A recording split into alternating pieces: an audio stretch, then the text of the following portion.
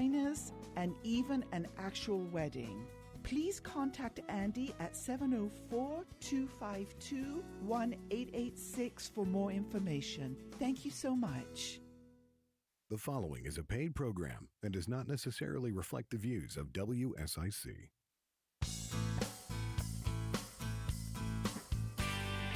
It's 11:06 on WSIC News Radio, and you're listening to We're Just Saying with Senator Vicki Sawyer and David. I'd like to be part of the show, 844-STUDIO-4. We are streaming live on the WSIC News app, Facebook, YouTube, LinkedIn, and X. Senator Sawyer, how are you this morning? I'm grateful to be back. We had a busy week. I enjoyed being on State Lines on PBS. You can look at that on YouTube if you like. Some of my haters, as already have. And I had a good time with that. Then after that, we started and went back to Raleigh this week. I know that you had to be up there for some business stuff as well. I did. Helping me on it was quite the show. Yeah. It really was. Oh my gosh. Okay. So when we were in the Senate and we were doing the override, the gallery was full. So, we sit on the Senate floor and then folks can go upstairs and they call it the gallery, and it has a view and overlooking. And so they had it full of folks who were very upset about the Opportunity Scholarship, and then folks who were cooperating and asking or making sure that sheriffs cooperate with federal, federal agents for ICE, right? Okay. So here we go. We're going to override the veto. And the folks filled the gallery and they would be disruptive. So they would go, like they would hiss or something like that when people would talk. So they were completely rude, right? Because it's not, we're doing business. Yeah. You're welcome to observe, but not participate. That's the deal, right? So Lieutenant Governor was there. And after about the third time that they had been warned to not disrupt the gallery, he did the most awesome thing. What? He's like, get out of here. He didn't say it that way, but he was like, folks, the Sergeant at Arms is directed to clear the gallery. And oh my gosh, my Democrat colleagues, who I appreciate what they're trying to do, but they got on their social medias and was like, democracy's dead. This is what it looks like when you leave the public and make all these rules and rah, rah, rah. But I'm like, no, actually, Lieutenant Governor was right, because those people were disrupting the business of the Senate. And if anybody knows anything about the Senate, we don't play with that kind of stuff. Well, no, nor should you. And that's one of the things I've always, from the local level to the state level, to the national level, I don't understand why people think acting that way helps them. Right. I don't understand why they go in there and think if I hiss or I yell or I make a scene or I insult you, and make a fool of myself, that somehow you're going to look at that and say, oh, well, maybe I'll change my mind. Right. Maybe now I really don't think what I was leaning towards, right? Because you up there, until you cussed at me, I really thought that I was going to go this way. But now that you've lit into me and insulted me and my mother, let me reconsider. Yeah. Right. And I don't understand why people think that things like that have, but I'll be fair, it's all theatrics. It really is. Every last person that was in there hissing was organized, likely paid to be there. And they were probably paid by some Democratic organization who said, hey, we're going to force him to clear the gallery because you're not going to be able to execute business. And when he does, get on your Twitters and get on your TikToks and let everybody know democracy is dying in North Carolina. We're not a democracy. It's all a show. It is. Every last bit of it is a show. Every last bit of it is fake. And so, but fortunately, you were able to actually get business done. Yes, we were. So one thing that we did do is override the governor's veto of the ICE cooperation bill, and also with Opportunity Scholarships. Now, remember, Opportunity Scholarships are vouchers for folks to go to private education. And this overinflated idea of that's going to be like $6.5 billion or something like that, it's not. Guys, right now, the Opportunity Scholarship represents 1.3% of what we spend on public education. It also comes out of a separate pocket. And then thirdly, the public schools, they are going to be compensated for the delta if they have a loss, of enrollment. So everything that they're saying is really not true, but they just have this whole problem with it. And then also remember, we already had Opportunity Scholarships, and we had such a overwhelming request from parents, and let's remember, taxpayers, parents and taxpayers. And it's not that the $7,000 will go to every family. There is a tier system. So those who are the wealthiest that are, I can't remember what the combined household is. I think income's over like $150,000. I can't remember. But anyways, they only get $3,200 or $3,400 back. So it's not like the full, amount. So this whole thing about subsidizing wealthy and all this other stuff, I'm like, guys, that's like a fraction of what they spend on the public school. I mean, on private school. And also it's not the full amount, right? It's just a graduated thing. So, well, and my favorite part was when you were discussing the vouchers was I forget who it was that got up and said, much of the language is akin to bills we passed, back in the 60s, 50s, 60s. Racism. Racism. Always yes. racist. Always racist. Now let's remember one of the largest schools that receive opportunity scholarships is actually located in Charlotte, and it's a Muslim school. That is not, you know what I mean? Like it's all types of people that are taking advantage of a different opportunity. And so that they have a choice. They're not locked into schools that aren't fitting their needs. You can be pro public education and also pro private education, because really they're both about being pro kid. Oh yeah, absolutely. You just have to take your kid where it works best for you. And so it's, we've debated it so many times though. So it's kind of like, over and over again, but I'm just glad that it is finally passed. And also to make sure that sheriffs actually work with federal authorities to remove criminals from our streets. And we've had deaths in Charlotte about this. And so, if you're here illegally and then you're creating crimes, that's a double whammy, right? So get them out. Well, and it's interesting to me because, I think it was the mayor of Boston came out, I guess it was yesterday, the day before, and held a big old press conference that, reiterated, we will not work with ICE. We will not, deport, illegal immigrants or help them be rounded up or anything like that. And I think there's another mayor somewhere else that I think had recently done that, Democrats, of course. And it's kind of like, talk about not reading the room. Right. Talk about not understanding. Trump was just reelected in a landslide, largely because of his stance on immigration. Right. And basically, you're just coming out and saying, we don't care. We're going to let these criminals stay. We're going to let these illegal immigrants stay, whether they've committed a crime.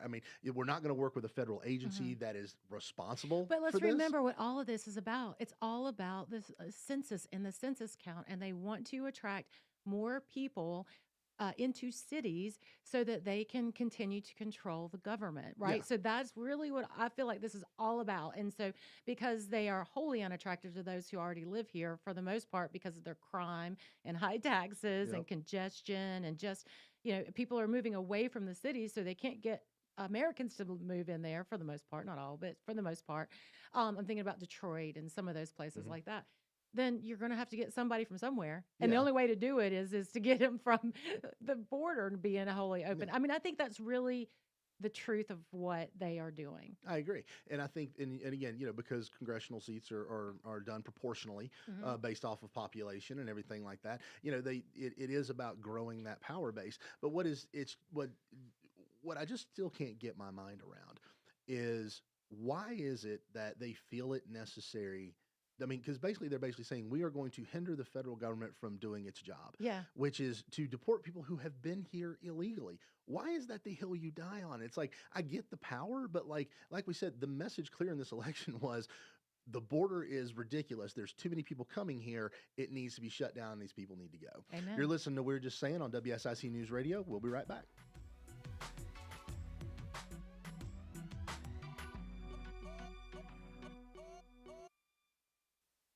There's more We're Just Saying with North Carolina Senator Vicki Sawyer on the way from 105.9, 100.7 WSIC.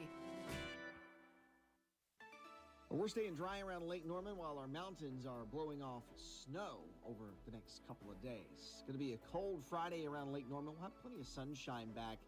High temperatures, though, only in the low 50s, feeling like the 40s. Still a bit breezy for our Friday. And we'll drop back down into the mid-30s again for our Friday night. Heading into the weekend, temperatures moderate a little bit, back in the upper 50s, near 60 for our Saturday and Sunday. That's your forecast from the WSIC Weather Center. I'm meteorologist Chase Myers. The WSIC app is available now wherever you get your apps, featuring local deals from great local businesses like Serenity Now Massage Therapy. Cakes, cookies, toys, and gifts. The Southern Southern Christmas Show, November 14th through 24th at the Park Expo and Conference Center. Buy tickets at southernChristmasShow.com. Online tickets courtesy of Craft Body Scan. The Southern Christmas Show. Here's your WSIC community calendar. Speedway Christmas at Charlotte Motor Speedway begins Friday. The Holiday Light Show features more than 5 million lights on a 4-mile course through the oval, pit road, and infield. The show also has drive-in movies on the gigantic Speedway TV. Speedway Christmas tickets and information are available at charlottemotorspeedway.com. The Stony Point Volunteer Fire Department will host a barbecue chicken fundraiser on Saturday from 1 p.m. until they're sold out. The event will be at Station 1, located at 501 Brewerton Park Road off Taylorsville Highway in Stony Point. The meal includes barbecue chicken, baked beans, slaw, roll, and dessert for $10 per plate and will be a drive-through event. The proceeds from the fundraiser will go towards projects for the fire department. For further information, call the Stony Point Volunteer Fire Department at 704-585-2519 and leave a message. Sunday Fun Day returns to Lost Worlds Brewing in Cornelius. U2 tribute band Rattle and Hum takes the stage at 4 p.m. for a free concert powered by Waves Entertainment. Grab your chairs, your dancing shoes, and your friends to enjoy cold brews and a fun outdoor concert by Rattle and Hum. We'll see you Sunday at Lost Worlds Brewing in Cornelius for Sunday Fun Day. To keep up with all the events happening around the community and much more, including amazing local deals, download the WSIC News app today. The Renaissance Festival is back! Saturdays and Sundays, now through November 24th. Eat, drink, be merry at the Renaissance Festival. Tickets available online only at renfestinfo.com. Don't miss it! Now back to We're Just Saying with North Carolina Senator Vicky Sawyer on 105.9, 100.7 WSIC.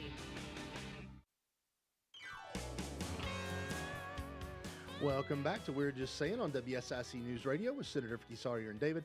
Like to be part of the show, 844-STUDIO-4. We are still streaming live on the WSIC News app, Facebook, X, Twitter, and LinkedIn. So, outside of the vouchers and the ICE stuff, there was also some other policies, quite a bit of policy things that got handed over when the rumor was there wouldn't be any policy. But obviously, some folks were like, hey, why don't we take this opportunity? But a lot of it was the bulk of it was tied to hurricane relief. Yeah. Okay, let's talk about the hurricane relief and then also politics be politics. And that's what we saw this week. But the hurricane relief, we're in this weird spot. First of all, we want to make sure that we take care of those in Western North Carolina as best we can. But we're also waiting on to see what the federal government is doing because the appropriators have been speaking to Senator Budd and Tillis and as well as our congressional delegation. And they believe that when they come back on December 20th, in the feds, that they will actually have an appropriations bill. If we were to start spending a bunch of money at the state level, well, we did appropriate $232 million. That is a bunch of money. That is a bunch of money. Let's just be clear. That is a lot of money that we appropriated or $252 million in addition to that. And we've already put in more in the first one. But anyways, if we were to continue to just spend everything that we had and drain our general fund and everything on it now, we could be duplicating what the federal government is going to do. And a lot of times when the federal government sends down stuff to you, they do a local match. So if, for example, in transportation, Highway 40 is going to be $1 billion to fix. The federal government should reimburse us up to $90 million. And still, and $90 million. Math and me are not working today. I think I'm on vacation. The math is not mathing, so I'm going to stop doing it. So we are going to be responsible for the extra 10%. So would it make sense for us to put $1 billion into 140, which is 1/5 of our rainy day fund, right? And so, interesting enough, I heard from Senator Ralph Heiss, who actually lives in Spruce Pine, this week on the floor, and he said that they were so proud of the money that they had saved over time and having a big rainy day fund for $5 billion. And now that's not even enough. So we're trying to leverage the dollars that are there in the best way possible. So we're going to wait until the feds come down with the package. And then we'll be able to first thing, we come back in January and do it. We're also looking at different things about, how do we leverage the private market in this case? I mean, can they do recovery and resiliency? Can you work with a third party vendor to handle stuff? I mean, do we have to set up another agency, which I argue we do not? I mean, first of all, I think my favorite thing about the election, or actually the picks for President Trump's cabinet, I love Vivek and Elon Musk and Doge. Are you feeling the Doge? I want a Doge here. I want a Doge in North Carolina. My goodness, we need a Doge because we have so much bureaucratic bloat. It got to be thinned down. It does. So why would we want to set up another agency? Because the last one we did, and we'll talk about this, the North Carolina Office of Recovery and Resiliency, that's an agency we set up because guess what? After hurricanes, we weren't doing a good job. So after Hurricane Michael, they did this. They set up that, funded I can't remember how much has been in there, but we just had a government oversight committee meeting of them on Monday. David, there are people who have been promised for the North Carolina to rebuild their house, and it will be 6 Christmases that they've been living in either a FEMA trailer or in a hotel because they're waiting on this agency to build their house. You know how long it takes for them to do one mobile home? How much? How a long? year. A year? And they have 1,300 to 1,500 people still on the wait list. So, but how is that? Explain to me how that's even possible. Oh, because they are so bureaucratic that if you have a home and say that the home didn't perk and they didn't pull the septic permits, and then you have to go, it's like 1,000 different death nail cuts of bureaucratic red tape to get these things. So the modular home so you do it, say you do a modular, not a mobile, but a stick-built modular, it's over a year and a half just to get it stand up. On a lot that is that's already owned by the person. That's already owned by the person. Right. So infrastructure's already there, everything like that. You're literally talking about going, maybe a little bit of clearing and then going vertical with a home. Mm-hmm. That is insane. Isn't it insane? That is absolutely Their insane. cash burn rate, I think, is $5 million a week. On what? I know. It's obviously not on building houses. Right, I know. And they need more. We gave them an extra $50 million, but unfortunately, what they had assumed we'd given before hasn't been enough. And some people say it could be $170 million more. And you're like, guys, it's, it's just how many people crazy. does this agency employ? I don't remember. I did not get to. I was doing some transportation stuff, so I wasn't able to be there for the committee. I cannot remember how many it does. I guarantee you it's probably 4 times the number it actually needs. We need to Doge them. Yeah. Well, it's so much so, it was so embarrassing that the director resigned, which Representative Brendan Jones had been calling on that for a couple weeks, or actually a couple months now. Finally, she has resigned. But again, just the systems that were put up and just the bureaucracy is terrible. And you can sit there and you see the pain and anxiety coming from those folks who are legislators in the West because they don't want to have to deal with this that the folks in the East have done. So how do we fix what happened then, and so we don't do it in the future? Well, I mean, and here's the thing about it is getting a house built is not that complicated a deal, right? Mm-hmm. Because I mean, when you're talking about these homes that need to be rebuilt, all right, you don't have to go through rezonings, you don't have to go through, site plan reviews and things like that. You literally have something ready. You can go in and get permitted.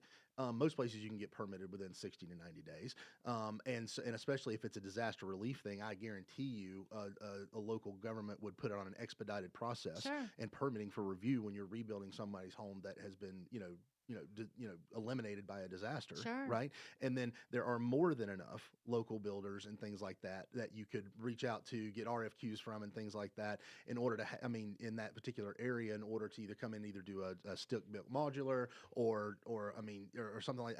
It's not that complicated. At least it shouldn't be. But I think probably I will guarantee you that the vast majority of people in that organization who are overseeing and responsible for building houses probably have no clue what is involved in building a house. Yeah, I think none whatsoever. I think the red tape folks because I know they do contract with contractors who work through this, but they even have put some of them out of business. I think one contractor had to wait over a year and a half for their money, so they had to outlay all this stuff, and then they couldn't get reimbursed from the recovery. I know. It's all, government doesn't do certain things well. Yeah. We should do oversight of the private market, but get your hands out of this kind of stuff. So Well, and it makes you wonder, like, what is the paralysis inside of it, right? I mean, it's probably the red tape and everything like that, combined with probably a lack of knowledge of what it takes to get it's these the things done. feds. And the feds, It's a lot Oh, of it is the feds because HUD has so many ridiculous. That's why I'm so excited about Doge. HUD, I hope they look at HUD first and foremost. But they have so many ridiculous barriers that you have to cross, and if you don't have it right, they'll send it back down. I mean, it is absolutely just mind-numbing the amount of steps you have to take to get the money. But that's still, even though it's painful, you still should be able to figure out the process and get it done so you can help people, right? you really should. All jobs are not easy, No, and this they're is not. obviously not one. But the just blaming somebody else is just not the way that it should happen. No. I mean, and I'll be honest, Governor Cooper, they report directly to him, just like the DMV. And the more I know about how the interagencies are working, I'm really, just I'm so sad about how he hasn't ran those agencies very well. Mhm. And it's all been I feel like most of it's been political appointments, and there hasn't been really a top-down, bottom look at how the agencies run, what are the efficiencies, how can we service customers better? And you see that, everybody sees that at the DMV. Unfortunately, the folks in the East sees that with the recovery and resiliency and the DMV on top of each other because it's just miserable. Yeah. So there was also something in the stuff that got sent over around the Board of Elections, right? Oh boy. Illegal, taking of power, unconstitutional. Shame. That's what we were told Shame. that's what we were told in the gallery. Shame, shame. Hey, yeah, have you been watching this drama in the state Supreme Court race? I have been. The Allison Riggs I have versus been. Jefferson Griffin, I have who's been. on our show? Yeah. Okay, so he was ahead, by 6,000 votes? Something like I 6,000 can't remember, votes at the end of yeah. election night. And he was ahead. And then, sure enough, all these provisional ballots, one by one, guess who's not ahead anymore? Yeah, I saw that. It's a couple hundred, like 600 votes, something like that. Yeah, and so he has got this really comprehensive lawsuit going on and suing every county because they are counting provisional ballots that are incomplete. So say there's, someone had, voted on same day registration, but they didn't fill out their actual social security number. They left off a signature or they left off that. Well, the democratically controlled board will say, oh, well, we'll let that one go. Of Because course they they will. right, and think about it in MEC and Durham and those kind of areas. And so that type of behavior coupled over 100 counties by democratically controlled boards of elections, it just really undermines the faith that we have in our board. Well, and let's be fair. We are to assume that the overwhelming, because to cut into a 6,000 vote lead off of provisional ballots is exceptionally difficult. And Yeah. when you look at it and say, because like when you think about how many need to be picked up over a certain number of time based on a certain number, that's what 65, 70% of them are going Yeah. for the Democrat. And then you're counting the ones that are improperly filled out and things like that. It just, I mean, you're right.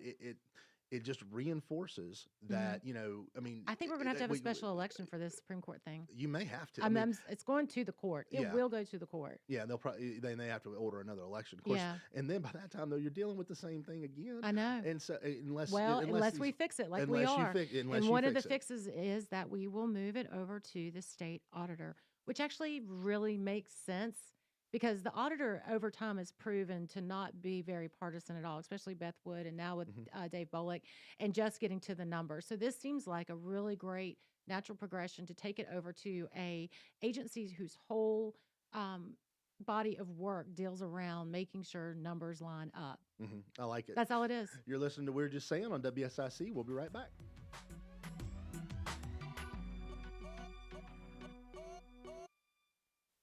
Stay with us. We'll have more of We're Just Saying with NC Senator Vicky Sawyer after this short break on 105.9, 100.7 WSIC.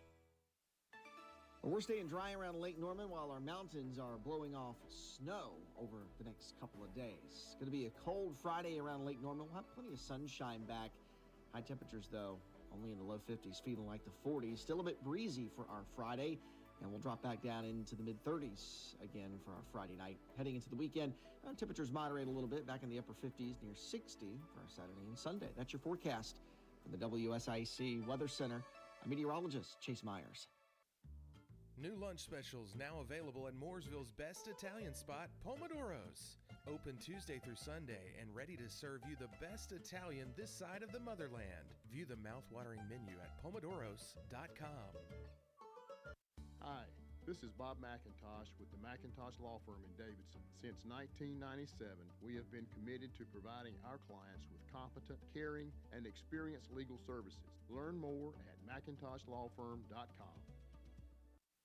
This holiday season, give a gift the entire family can enjoy. A home upgrade with propane from G&B Energy. A roaring fire at the flip of a switch. An endless supply of hot water that ends the shower wars. Made possible with propane and G&B Energy. Even better, rebates worth hundreds are available on many propane installations by G&B Energy. If you receive damage from Hurricane Helene, rebates could be worth double. Visit G&B Energy to save or learn more at gbeenergy.com. Harrison's is the home of Work, Western, and Wow!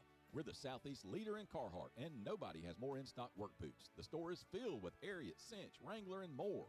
Get great clothing and footwear for the whole family at Harrison's. Find us on Norman Station Boulevard in Mooresville. This is a Bloomberg Money Minute. What constitutes being successful? Empower, the financial services company, asked that question to about 2,000 Americans, and they say the annual salary it takes to be considered financially successful is $270,000 per year. That's quite a reach from the average salary last year that was about $67,000. On a positive note, nearly 6 in 10 say the most important measure is happiness. Looks like a deal to create the largest pay TV service has fallen apart. DirecTV gave EchoStar the heads up that its plans to call off its takeover of Dish Network. A group of Dish bondholders rejected an improved offer from DirecTV, essentially killing the deal. Mortgage rates on the rise still, ratcheting up pressure on buyers. Freddie Mac says the average for a 30-year fixed loan is 6.89%. Stock indexes flat to higher, Dow gaining 0.5%, S&P up 0.25%, NASDAQ little changed. Oil futures moving more decisively, gaining 1.5% to back above $71 a barrel. Andrew O'Day, Bloomberg Radio.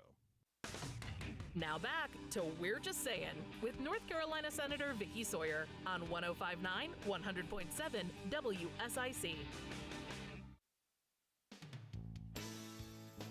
Welcome back to We're Just Saying on WSIC News Radio with Senator Vicky Sawyer and David. Like to be part of the show, 844 Studio 4. We are still streaming live on the WSIC News app, Facebook, X, LinkedIn, and YouTube. Somewhere, all everywhere. Over the place. So another thing, more stuff. So like, obviously, if you now that they're the supermajority is gone, you're on the House side. So obviously, a lot of stuff trying to get cleared in before the end of the year. Sure. While the Republicans still have it. And another item was around the State Highway Patrol. Yeah. So the State Highway Patrol again had been appointed in kind of a office underneath the governor. This move, along with actually some of the folks at the DMV who are sworn law enforcement officers for license and theft division. So within the DMV, they have officers who, they inspect, like they're the people like you just built a new custom bike and you need to get a VIN number so you can get a tag. They'll come out and inspect your bike, make sure that it's roadworthy and do that stuff. They also do a lot with dealer services, so to make sure that the folks who are selling your cars are doing things the right way. So those are folks. And then, of course, the State Highway Patrol, who I've met on several occasions when I was not, maybe I was kind of going too fast.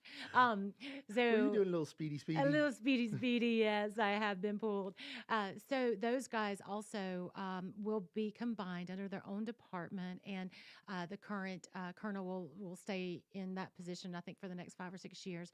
And they are just very excited to kind of have their own autonomy, which really in a law enforcement officer, like kind of like the State Bureau of Investigation, it's kind of similar thing. Like, should it really have or be beholden to, one person like the governor or the General Assembly? Maybe they should, they're law enforcement, they should have autonomy. And so that's one of the things that we had put into this bill, which I'm excited about. But we also let's go back to that election portion of it a little bit, because so what we're seeing through the Jefferson Griffin and Allison Riggs race is something that has been highlighted. So 2 weeks after an election is just too darn long, and it's just too much opportunity for things to go wrong when you're counting these types of provisional ballots and everything. So now the law will read, I'm sure this is going to get vetoed, right?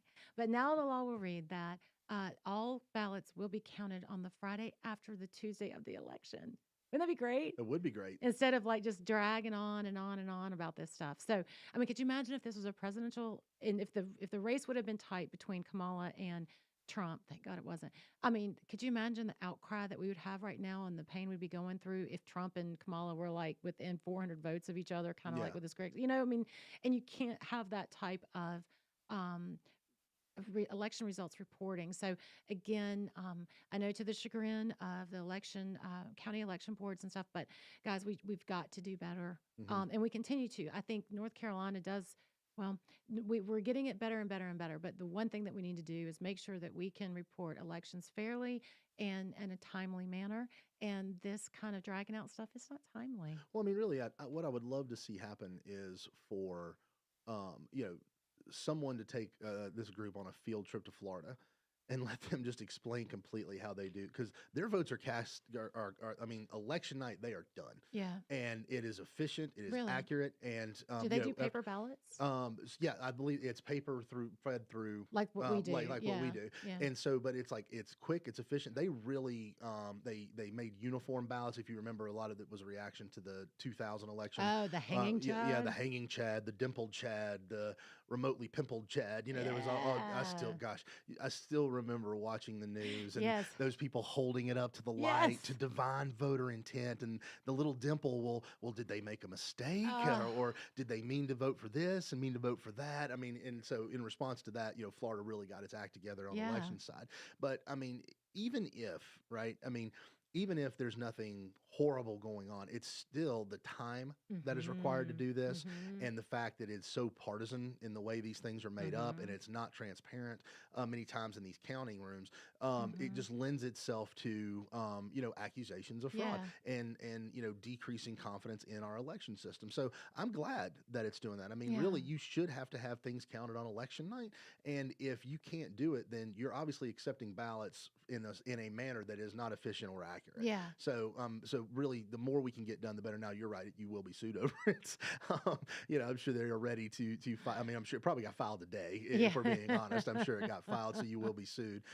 But overall, I think it's good that you all are. We're continuing to fight. I mean, we're listening, and we feel it too. I mean, from our perspective, it's always interesting to me when folks accuse us of not being intentional about the laws we pass around the election and that we were not doing enough.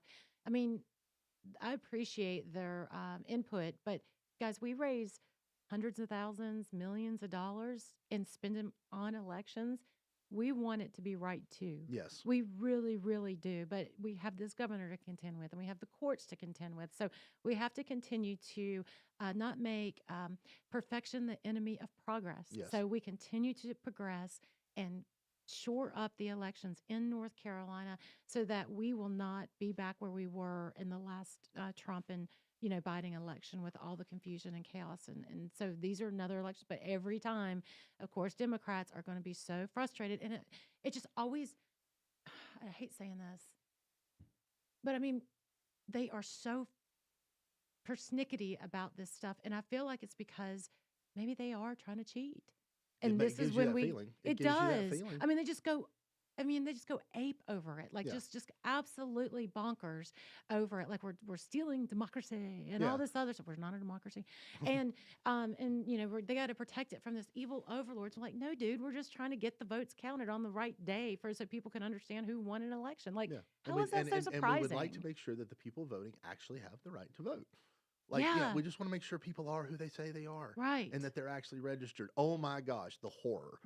How terrible that is. Yeah. But you guys also, outside of the election stuff, also had leadership elections. Oh, we did. Yes, congratulations. I wasn't elected to anything. Yeah, well, no, I was thinking, congratulations to Senator Phil Berger, who will be leading or continuing his leadership as the pro tem, and then Majority Leader Paul Newton, who's just to our neighbor. He's Cabarrus County.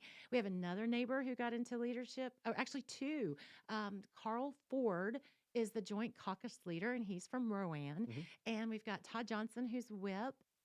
So he is from Union County. And then Senator Amy Gailey from Alamance is also whip. So we have new leadership, or the same leadership with some new faces. and excited to work with everybody. And then in the House, it was a little bit more Little raucous more over exciting, there. a little more. It always is, isn't it? It always is a little more raucous over on the House It side. But is. you know, our good friend Mitchell Setzer, who represents a portion of Iredell, right. sort of came out of nowhere, and And now he's the deputy speaker. Deputy speaker, yeah. and you know, that surprised a lot of people. It sort of came pretty quick, but he was elected, and good for Mitchell. Great guy, great representative. Really happy for him. Another notch for our area too. You know, he represents 2 precincts in Troutman, so grateful to have another one in leadership that is so close by. I mean, you know, we have the president of the Sheriff's Association and Darren Campbell. We have the president of the Clerk of Courts and Jim Mixon, and we have a chief superior. He's not chief, but a leadership of the Superior Court judge and Joe Crosswhite. And I mean, we just really are starting to come into our own at the state level in Iredell County. Well, I love it. We got Representative Jeff McNeely, who's a transportation chair in the House, an ag chair in the House. You, of course, transportation chair in the Senate. You know, I'm just small potatoes. Whatever. I'm small taters. But now Mitchell actually in the in the leadership. So the Iredell County area very well represented in leadership in a lot of these organizations. So we had that, and then the minority caucuses haven't done their leadership votes yet. I'll be interested to see how that works out because they've had some really longstanding folks who serve there. And we'll just move on. Now, we will be coming back to Senate, I think, December 2nd, since the bill that we voted was a Senate bill for the Helene relief and the other type of moving pieces in there, the 132-page technical corrections bill. Isn't that funny? It was so funny because it's like so DC, right? It was because I got down. So I got down there, and it was I guess it was Monday. And I got down there, and it was Tuesday. Excuse me, it was Tuesday. I was there on Monday, but this was Tuesday when all this was happening. And so I met some friends down there for coffee, lobbyists, of course. And like the first thing is just like, you would not believe what's happening. You would not believe what's happening. And like you know, getting the bill, it's 134 pages. No one knew it was coming, and all this other, and like all this raucousness. And then you go to the building, and like everybody is like huddled around the balconies and everything like that in the General Assembly room, you know, lobbyists and staffers and everything like that, just waiting to see what's going on. You know, they're still in caucus. What's going to happen? And it really is like, I mean, it's kind of exciting a little bit because everybody's waiting around so that they can, you know, they've read through the bill, and like one of their items for somebody to represent is in there, so they're ready to bum rush, whatever representative they can as soon as they get out. And so, but everybody's just kind of walking, looking around, talking about, you know, what's going on and giving their own theories and things like that. So it really was cool to see, you know, inside the building when things like this happen, because there is a good little bit of energy to it. I mean, it's a little different than just an everyday, you know, walking around some committee meetings and things like that when these elections are and these budget items and tech corrects are going through. I know it is. It is the feeling of the building is exciting. So we'll have that probably on December 2nd. The Senate will come back to address an override of this last bill, and then I think the House on the December 11th. And we're, you know, hopefully continuing to do the people's business. So we'll see. I mean, my colleagues on the Democratic side don't think that way, and but you know, here we are, and we'll, you know, get some of this stuff done and use the supermajority as we can. So like now that leadership elections have taken place, right? When does the new legislative session actually kick off? So next January, right? And is it January? I'm not January 20th because I know it's the presidential election. Usually like the second or third week in January, we come back and we get the swearing in ceremony, and then we go from there. But yeah, so it's starting all back up, and you and I actually sat down and made some sausage this week. We actually did. Yeah, we'll so talk a little bit about that after the break. Sure. You're listening to We're Just Saying on WSIC News Radio. We'll be right back.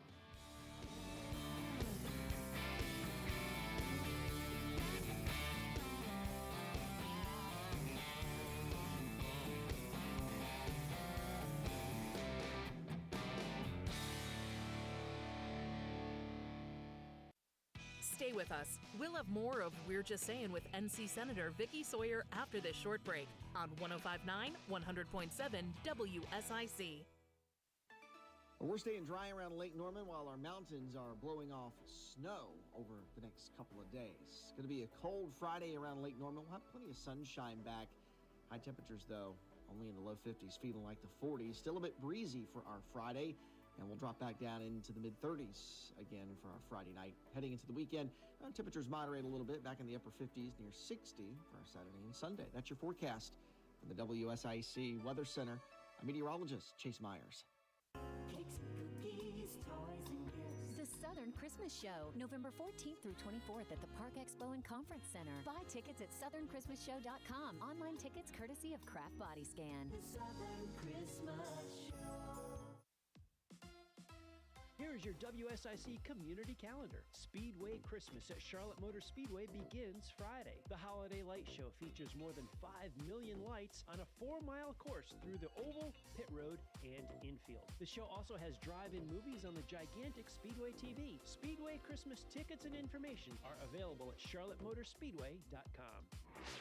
The Stony Point Volunteer Fire Department will host a barbecue chicken fundraiser on Saturday from 1 p.m. until they're sold out. The event will be at Station 1, located at 501 Ruritan Park Road off Taylorsville Highway in Stony Point. The meal includes barbecue chicken, baked beans, slaw, roll, and dessert for $10 per plate and will be a drive-through event. The proceeds from the fundraiser will go towards projects for the fire department. For further information, call the Stony Point Volunteer Fire Department at 704-585-2519 and leave a message.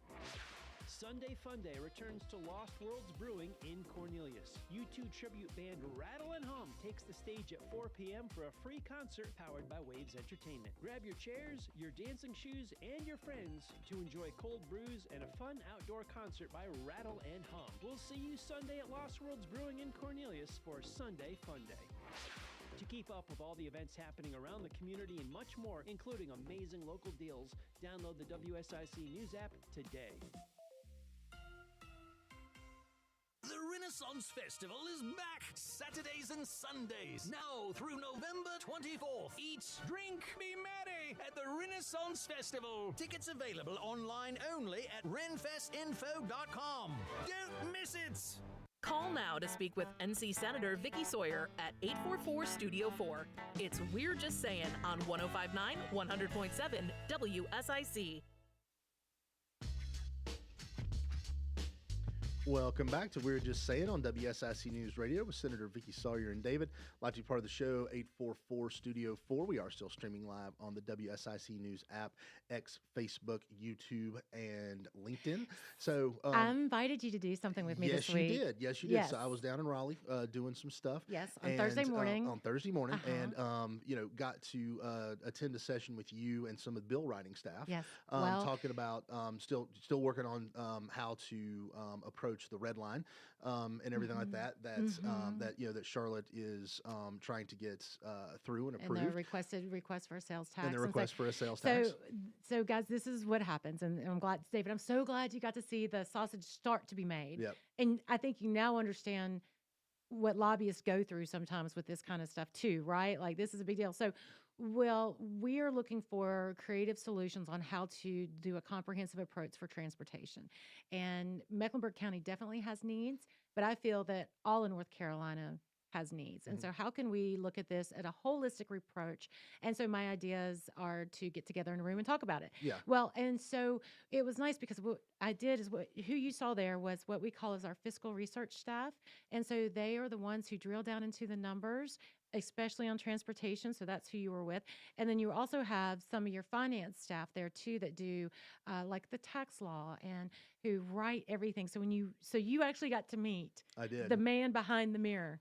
I did. The guy that I guess that sits there and types the bill up and everything like that. And it was really cool because there were three folks in there that we were working with. And what was really cool is one of the ladies brought in this huge binder of what I guess was existing law and everything like that. And you could tell that this thing had been well worn. This is like grandma's Bible. Okay. Yeah. I mean, there were tabs in it, folded pages. I mean, that thing has been worn out and everything like that. And I started listening to them talk, and I started asking clarifying questions. Well, what about this and what about this law? Because you already have this, and it's just like the level of knowledge that they had about existing state statute. I was like, man, these are some smart people. Smart. I mean, really smart people. And so it was really fascinating just because I never got to see that before. I mean, Yeah. I've heard, lobbyists talk about bill language and, Mhm. and writing up, writing up a proposal and then somebody puts it into bill language, right? Mhm.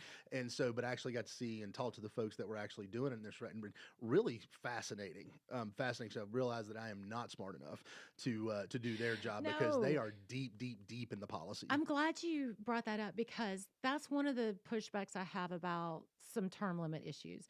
Because, as a non lawyer and as someone who doesn't have the history of being in that body for, 3 terms now, when as a freshman legislator and you sit and you listen to those folks and they're going back and forth, you don't know what to ask. Yeah. I mean, it is overwhelming the amount of body of knowledge that those folks who work in the General Assembly have. And I mean, they really do a great job with what they have, but it's complex. Oh, it's extremely complex because it's not just about writing something into a particular bill. You have to have a frame of reference to other bills that potentially impact what you're doing. And then you have the financial implications of what goes on. I mean, we got into the weeds of, funding formulas Mhm. and the STIP and, existing law, existing revenue sources and things like that. And like they were tossing out, well, why haven't you not considered this? Why have you not considered that? And it's just like, I'm like, one of the things I was like, I didn't even know that existed.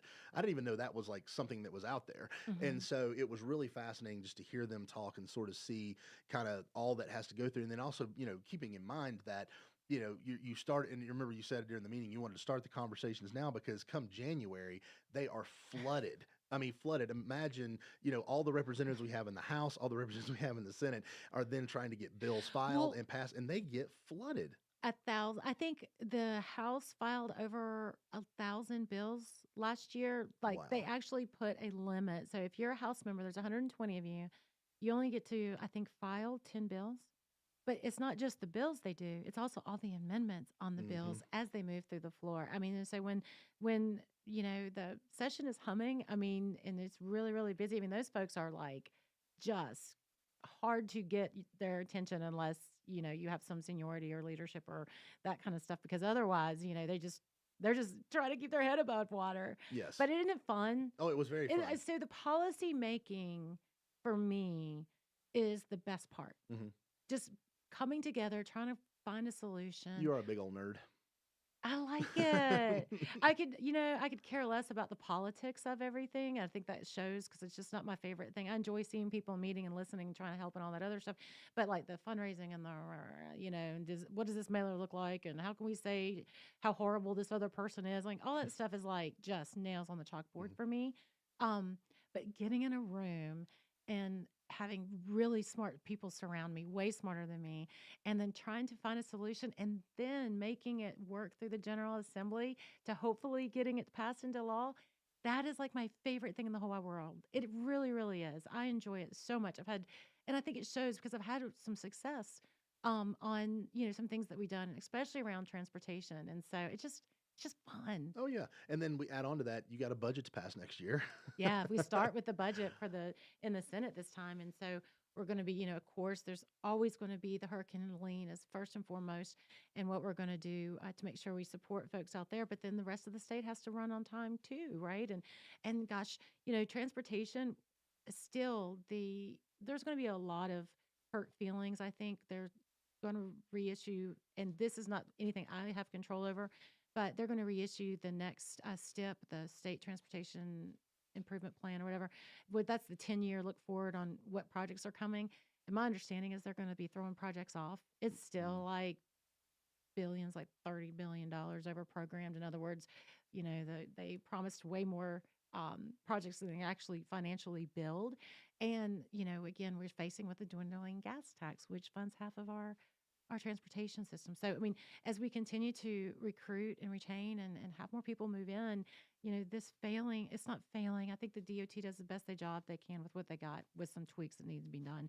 But there's just transportation time is doesn't work well for when Charlotte is growing by what is it, 90 people 60 people a day, It something seems like that, yeah, crazy. something like that. Yeah, so it's just too much. Well, and it's interesting because you had told me because when you and I were starting to talk through some of this stuff, I think you had said something around 60% of transportation funding is gas tax, and then you have an additional percentage that's federal money that comes in. Also on the and gas tax, also which on the is gas tax. $16 billion annually underwater. Did you know that? I did I not. know learned that this week. So unless 16 billion every year. Wow. Every year. And it's because it is funded by the gas tax as well. And so, yeah, if the feds, I mean, come on, Elon. That's why I love Elon and Vivek. Okay. You guys need to cut a bunch out of there and put it in the Highway Trust Fund so we could get So some more you've been roads built. following the Doge Twitter I account? love the Doge. They're my two favorite political folks right now. I told you guys on the radio during the primary. I really love Trump, but I liked Vivek too because he just had that knowledge, right? Yeah. Just like Trump. He's just like a younger Trump, I think. And so just really, really good. So I'm so grateful that he's employing them. And then I'm an Elon fan. Oh yeah. Well, I mean, he basically is brilliant. Well, but he cut Twitter's workforce by 80%, and it's still working. And it Although, still works hey, fine. did you see the Dems are taking their ball and going somewhere else? I saw a bunch on of them Twitter, leaving X. They're like X. somebody's like, I thought somebody's like doing like Lib Social now or something like that. It's like a Truth Social, but it's for Democrats or something like that. That's going to be a hot topic. That's going to be a hot commodity right there. Yeah, I know. I mean, if you can't even support your partisan legacy media, MSNBC. Yeah. Well, I mean, they all live in an echo chamber. So why not tweet? Why not do their social media in an echo chamber as well, where no one ever disagrees? I agree. I hope they all go and only talk over there because at this point, some of those folks who are just that left of left wing, not talking about center and center left folks, but the woke culture that are going to not or divorce their husband and cut their hair and stop having intercourse. Those people go have your own. I don't really want to hear from you anyways. Well, what would be really cool is like I might do like a shadow account on there just to watch them argue about how they're going to be arguing about how you're not woke enough, you're not liberal enough. I mean, like it's going to be a contest to see just how kooky you can go to the far. Now, to be fair, we have the same thing on the far right in many respects. It's like how far right can you go? Yeah. But I mean, as many things that have been started like this, I do not feel like it is destined for success. You and I talked about how the Democrats do really good about hiding their crazies during primaries. Maybe this is just their way to hide their crazy. or actually maybe it's thwarting them now because they can't be in the sea of X, with all everything like that. They're all going to be confined into one space. Yes. So it's going to be even more self-evident. Good. Yeah. Did you see there was like a news outlet out of Raleigh that's going to remove themselves off of X? Okay. I was like, isn't your job to get your reporting out to everyone? Yeah, well, not everyone. I guess not everyone. Yes, not everyone. Yeah, I know. Not everyone. I know. It's so funny. Well, they're the purists, Vicky. They're purer than we are. They're smarter than we are. They're more truthful than we could ever be. But there's not enough of them anymore. Yeah, clearly there's just not enough of them. Exactly. And let's go back to Trump. I am so thankful he won. And just seeing his cabinet picks, it really is what folks want. I mean, he's got Democrats. He's got independents. He's got, hard right folks. He's got center right folks. I mean, he really, really does have a comprehensive, group or think tank that's going to be in there to run these agencies. And I love the fact that he's looking at our military and getting rid of some of this stuff that has just infiltrated our VA. And I mean, like, you want to talk about terrible delivery of services, the VA, and it's awful, constantly getting requests from people who served our country to just get common basic services, and they just shut the door. They're more worried about making sure you can get gender affirming care than to worry about if a veteran can make sure that he can get out of bed. Priorities. Come on, I know. Vicky, priorities. I love it. This is great. But I'm looking forward to most about the upcoming session and everything like that is that I feel like that starting in January, February timeframe, we'll be able to kick back up with Rated X because you'll actually be down there more and tweeting more about what's going on down X there. Is coming and back. Then the trolls can come back out and we can have some more fun because to be fair, it's just been sparse over the last little bit through election time. And so I'm looking forward to that getting back and getting some people to yell at you more. I know. Well, I'm looking forward to vacation. So we're going to be gone next week. I hope everyone has a wonderful Thanksgiving. Absolutely. And enjoy family. And even if they did vote for, Kamala, love on them and hug on them. Exactly. Thanks for listening. Have a great weekend.